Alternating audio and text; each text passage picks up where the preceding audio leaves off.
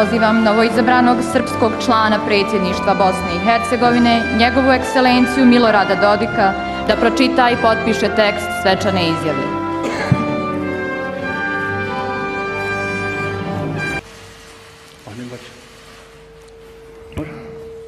Dobro. Svečana zakletva.